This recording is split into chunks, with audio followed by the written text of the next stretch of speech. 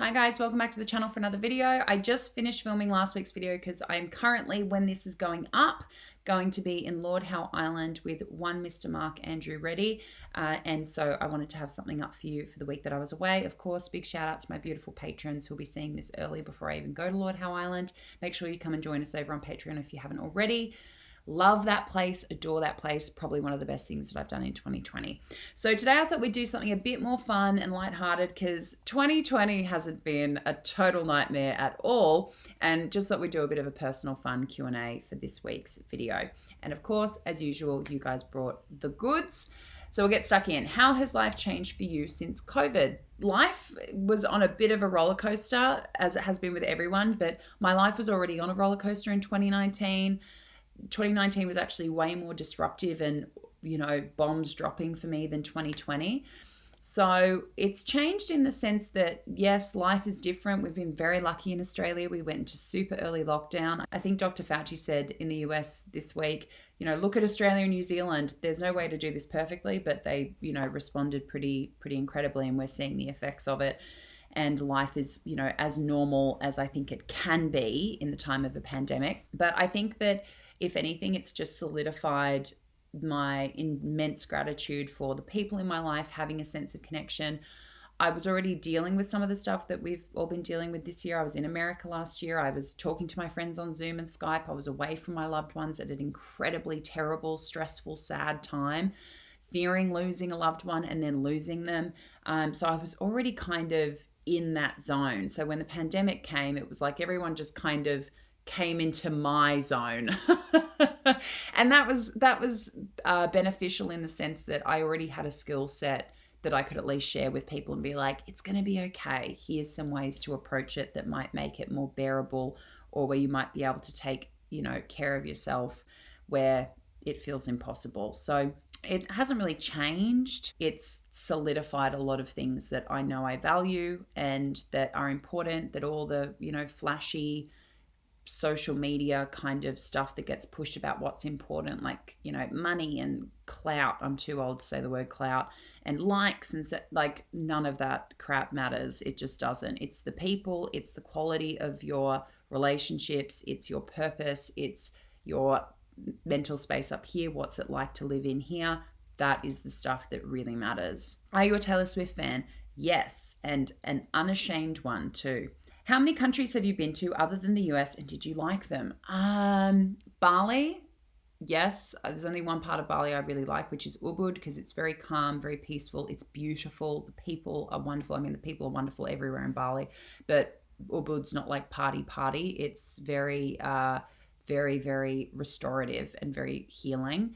Go there every year, obviously not this year, and we'll be going back as soon as it's safe to, because economically they are not doing well. And I have, Balinese friends who message me, and they're, really, really hoping that Australians will come back and spend some good money. And I intend to do that. Lived in the UK, lived in London, loved it. One of the best years of my life, even though I was very unwell with my eating disorder.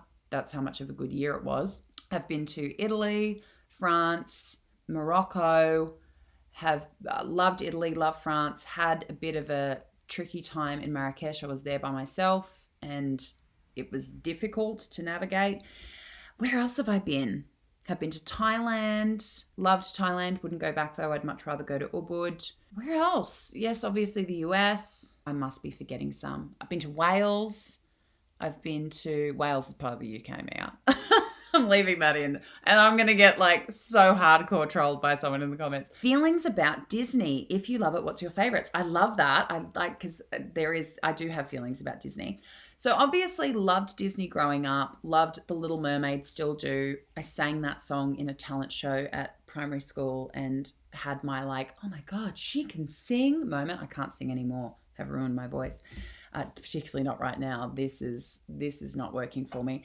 But definitely looking back on Disney and Beauty and the Beast, loved Beauty and the Beast, loved the live action one, still watch that. Big comfort movie for me. I went to see it about 5 times at the movies when it came out a few years ago. Definitely some problematic stuff about gender roles and Stockholm syndrome there in Beauty and the Beast, and obviously body standards with Disney princesses that I can't really say like I can pin any of my stuff back to Disney, but now watching it as an adult, and especially with my friends having kids, like my best friend Josie and her beautiful little girl who I would like die for, yes, that would worry me with a child watching that stuff and the kinds of messages that sends. But for me personally, I don't think it had a huge impact, but it could for others. But yes, favorites are definitely Little Mermaid and Beauty and the Beast. What is something positive that has come out of the pandemic for you? I think just finding joy in the little stuff. It's made me more social, actually. That's what I'll say. It has made me much more social. This surprises people. I'm a natural introvert. I even tell people I know that I'm an introvert, and they're like, well, that's a lie. But I am. If I'm comfortable, like I'm comfortable here in this community with you guys, also because I'm sitting here by myself, and with my friends, etc. If they're around me, I seem very confident and can be quite loud, and can thrive off that. But majority of the time, I'm very, very introverted.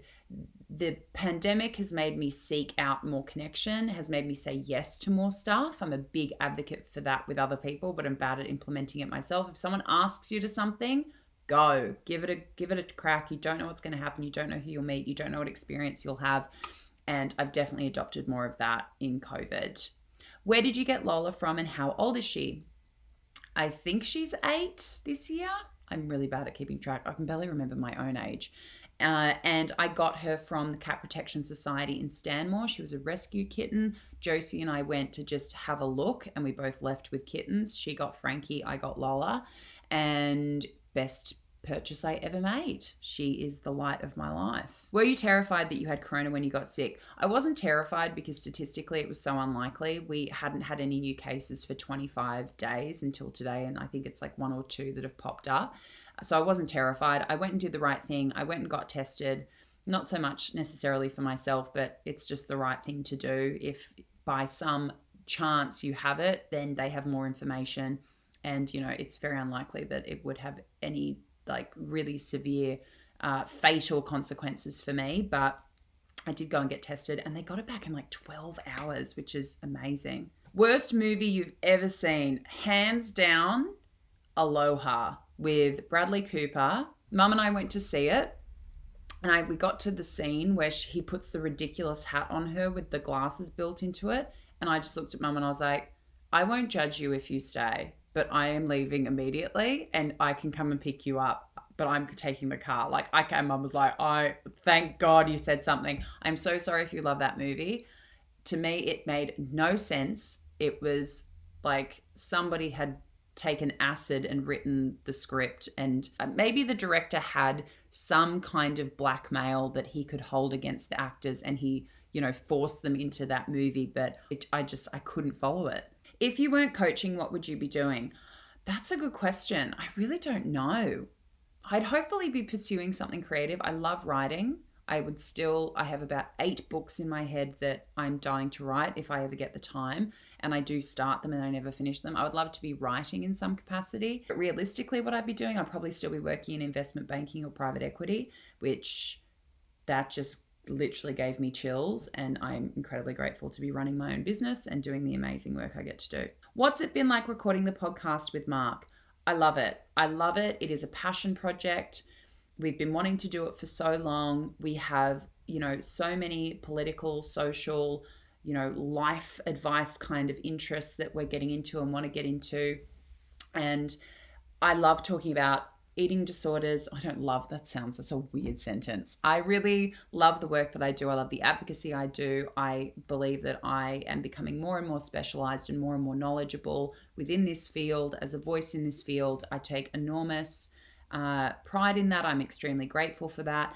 But this is a passion project. This is exploring all these other subjects which are extremely important to me, and it gives me a bit of an outlet.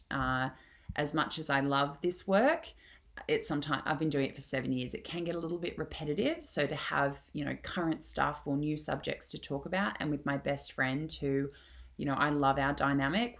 People say we're like an old married couple, which probably doesn't come through too much on the podcast. We try to be a bit more professional on the podcast. Well, he does. I'm not that great at being professional on the podcast. But yeah, we were all down here this week and everyone's like, you are a bickering old married couple. And even when we're bickering, I am dying laughing. So it's just a joy. It's always a joy to be around Mark, but to be able to do that with him is awesome. What are you most looking forward to in 2021? I think definitely big plans that I have for the business. I'm planning to bring on somebody to come and work with me and help me sort of in an assistant capacity a couple of days a week. I'm now at the point where I really need that. And to expand the business by quite possibly bringing on 1 to 2 coaches. So obviously at the moment I have a 6 to 9 month wait list, and I would love to bring on a couple of really fantastic coaches who prospective clients can work with, and I would be working with those coaches in a supervisory capacity, not in a micromanaging capacity, because I've been micromanaged and that's not the kind of boss I want to be. But yeah, coaches who would like to get sort of plugged into a wait list and work with me.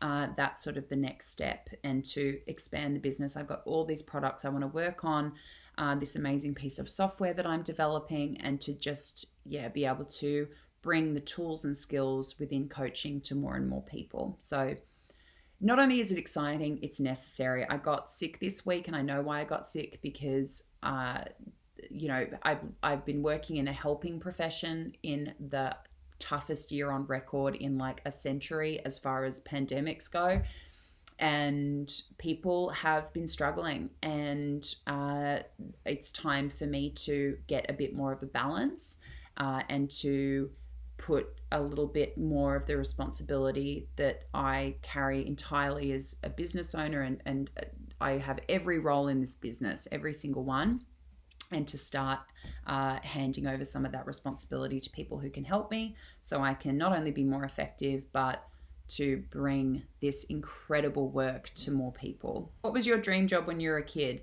I wanted to be an actress, and I used to make speeches. We would go and watch a movie as a family, and I would be so inspired that I would come home and make an Oscar winning speech by myself in my bedroom, and people mum would catch me and I'd be like, go away, I'm not doing anything. So embarrassed.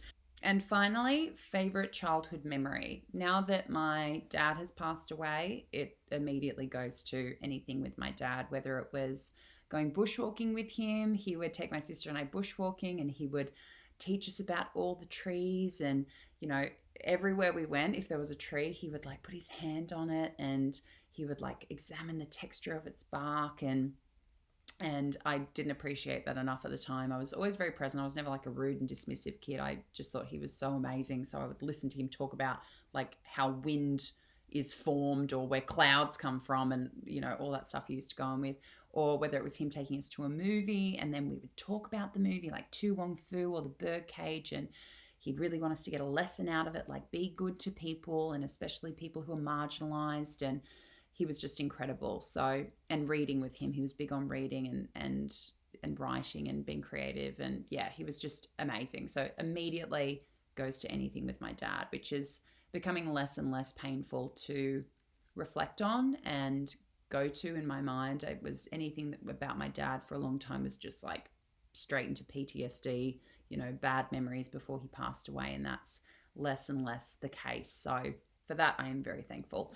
So guys, thank you for all of your amazing questions. I hope you're having a wonderful week. I'm quite sure, if I can tell the future, Mark and I are somewhere hiking or on the beach or whatever when this goes up. And yeah, I hope we're having an amazing time. Fingers crossed, everyone. In 2020, you just don't know. Do not jinx yourself like that, Mia. Knocking on wood. So much love to you guys. I'll be back next week with another video. And yeah, just sending you all the love in the world. The year's almost over. I know 2021 won't be some miraculous fix, but very excited to put this year behind us and to at least be able to enjoy Christmas and New Year's and big bottle of champagne as we send this year on her way out. All right, guys, much love. Take care. Talk to you soon.